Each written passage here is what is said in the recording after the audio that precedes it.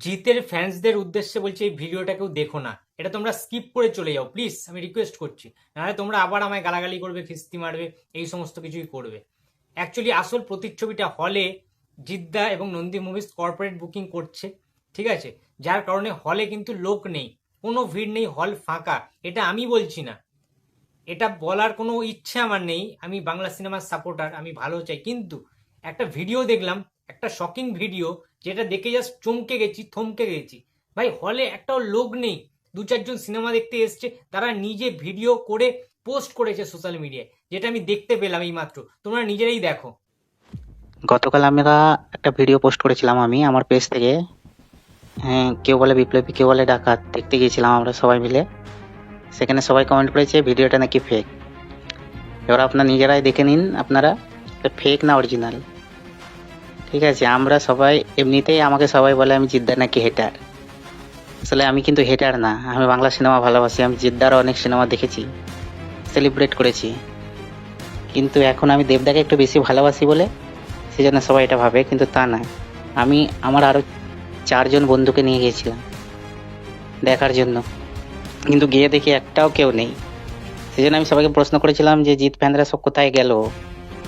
হ্যাঁ, কিন্তু এইটার সবাই ভুল মানে বের করে উল্টো পাল্টা আমাকে কমেন্ট করছে। তাই তো? ঠিক বলেছি কিনা? হ্যাঁ। বন্ধুরা, তোমরা সবাই দেখলে যে আলটিমেট সিনারিওটা কি।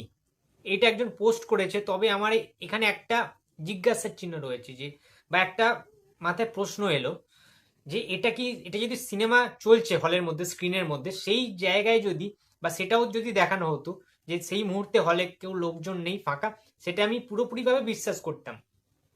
বাট এটা কি বিশ্বাসযোগ্য যে অ্যাকচুয়ালি তো দেখতে পাচ্ছি আমরা স্ক্রিনটা ফাঁকা রয়েছে, স্ক্রিনটা পুরো সাদা, সেই টাইমে লোকজনরা হলে আসছে, তার মানে কি সিনেমাটা শেষ হয়ে যাওয়ার পরের মুহূর্তটা, এটা সবাই চলে যাওয়ার পরে, যেটা যে ক্যামেরাম্যান আর কি যে ভিডিওটা করেছে আর কি, নাকি সিনেমা শুরুর আগে এই প্রতিচ্ছবিটা, সেটা কিন্তু আমার ডাউট রয়েছে।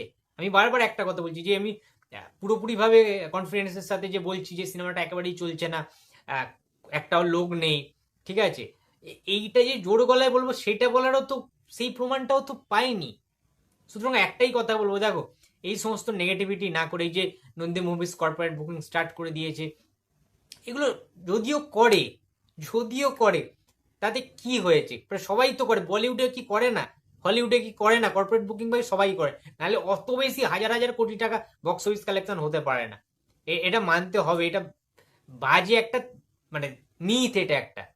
এই যে বলে না 500 কোটি টাকা কালেকশন, 100 কোটি, 200 কোটি টাকা, ভাই অত সোজা না, এটা মানতে হবে। কর্পোরেট বুকিং সবাই করে, ঠিক আছে? শুধুমাত্র এই কদিন আগে, মানে এইটারও ইভেন্ট, এটার সময় দেবদাকে নিয়ে অনেকে টার্গেট করে বলছে, দেখতে পাচ্ছি দেবদা নাকি গরু চুরির টাকায় কর্পোরেট বুকিং করে দেবদার সমস্ত সিনেমাগুলো।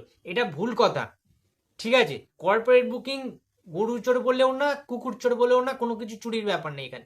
বড় বড় বিজনেসম্যান, প্রডিউসাররা কর্পোরেট বুকিংটা করে, যার কারণে পাবলিকরা দেখে ভাবে যে এত এত হাউসফুল, একটা হাইপ ক্রিয়েট হয়, আরো লোকে দেখতে যায়, ও তার মানে এত হাউসফুল, মানে ছবিটা চলছে, নিশ্চয়ই ছবিটার মধ্যে ভালো কিছু এলিমেন্টস রয়েছে, ছবিটা ভালো হয়েছে অ্যাজ সাচ, আমরাও তাহলে ছবিটা চলো দেখতে যাই। এই ব্যাপারটা করার জন্য এই ছকে ফেলে তারা কর্পোরেট বুকিংটা করে। আলটিমেট কি কোনো লাভ হয় কর্পোরেট বুকিং করে? না, কোনো লাভ নেই। লাভ একটাই, যখন সেই ছবিটা ওয়ার্ক করবে পরবর্তীকালে, সেই কর্পোরেট বুকিং এর জিনিসটা মাথা থেকে ঝেড়ে ফেলে লোকে ভাববে যে না, ছবিটা চলছে অ্যাকচুয়ালি, আমরা ছবিটার টিকিট কেটে তাহলে দেখতে যাবো। সেই রিয়েলিটিটা যদি ঘটে যায়, ক্লিক করে যায়, তাহলে প্রডিউসারের লাভ হয়, আদারওয়াইজ লস। জল মেশানো বক্স অফিস কালেকশন নিয়ে কোনো প্রডিউসার সাকসেসফুল আজ পর্যন্ত হতে পারেনি। সুতরাং তুমি কর্পোরেট বুকিং করো, কিন্তু সেটার একটা সামঞ্জস্য রেখে করো। মার্জিনটা ক্রস করে গেলে কিন্তু সেটা খারাপ হবে। আজকে 3 দিন হয়ে গেল, কেউ বলে বিপ্লবী, কেউ বলে ডাকাত ছবিটা ভালো, রমরমিয়ে চলছে, মোটামুটি ভালোই বিজনেস করছে, আমি তো বলবো। হ্যাঁ, ছবির অনেক ফল্টস রয়েছে, কেউ বলে বিপ্লবী, কেউ বলে ডাকাত, ছবিটার একটাই সবচেয়ে বড় সমস্যার জায়গা, সেটা হচ্ছে ভিএফএক্স গ্রাফিক্স। ছবিটা, মানে তোমরা দেখলে বুঝতে পারবে কতটা পুয়ার। মানে অবশ্যই এটাও মানতে হবে এটা একটা বাংলা ছবি, বাট এটা তো একটা 5 কোটির ওপরে বাজেট রয়েছে নিশ্চয়ই। এটা তো আর মানে 50 লাখ টাকা কি 1 কোটি টাকার বাজেটের নিশ্চয়ই ছবি নয়।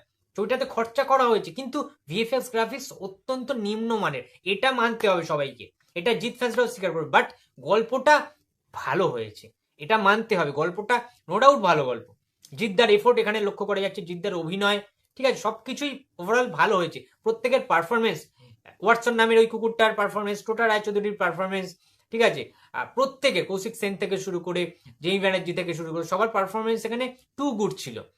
সবাই জান লড়িয়ে এখানে অভিনয় করেছেন। প্রতীকৃত বসুর ডাইরেকশন ভালো ছিল, অরিত্রদা, অর্পণ দা, তাদের যে রাইটিং স্কিল সেইটা ভালো ছিল। তারা অনেক রিসার্চ করে ঘেঁটে এই জিনিসটা অনেক দিন ধরে কিন্তু এই প্রজেক্টের জন্য কাজ চলেছে। সুতরাং এটা বলা যাবে না যে যা তা করে গল্পটা তৈরি করে দিয়েছে, এটা কিন্তু নয়। সুতরাং এই ছবিটা ভালো চলছে, এবং এই ছবিটা যেটা শুনতে পাচ্ছি যে 3 দিনে কিন্তু 1.5 কোটি টাকা কালেকশন করে নিয়েছে। তো এটা যদি সত্যি হয়, এটাকে ধরে নিচ্ছি আমি সত্যি, তাহলে তো বাংলা ছবির জন্য ভালোই।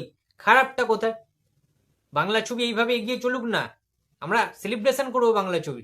জিৎ, দেব, প্রসেনজিৎ আলাদা আলাদাভাবে কন্ট্রোভার্সি করে কারুর খারাপ পারফরমেন্সে কেনই বা নেগেটিভিটি হবে, আর কারোর ভালো পারফরমেন্সে কেনই বা হিংসেটা আমরা করব?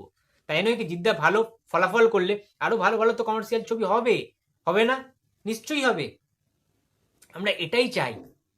তো যাই হোক, কেউ বলে বিপ্লবী, কেউ বলে ডাকাত ছবিটা জিদ্দার প্রায় 2 বছর পরে একটা ছবি এলো এবং খুব ভালো সাকসেসফুলি চলছে। বসের রেকর্ডও আই থিঙ্ক ভেঙে দেবে, যা দেখতে পাচ্ছি। রাবণ, বস, চেঙ্গিস সমস্ত রেকর্ড আশা করছি এই ছবিটা ভেঙে দিতে পারে। তবে হ্যাঁ, buy one get one free করেছে, তোমরা দেখতে পাচ্ছ। তো এটা এত তাড়াতাড়ি কেন করতে গেল আমি জানি না, একটু কদিন পরে, 1 সপ্তাহ কি 2 সপ্তাহ পরেও এটা করতে পারতো। এনিওয়ে, সেটা কোনো ফ্যাক্টর না, এটাও একটা বিজনেসের স্ট্র্যাটেজি। তো ভালো হোক, সিনেমাটা চলুক, এটাই চাইবো। তো বন্ধুরা, তোমাদের কি মতামত রয়েছে সেটা অবশ্যই কমেন্ট বক্সে জানিয়ে দিও।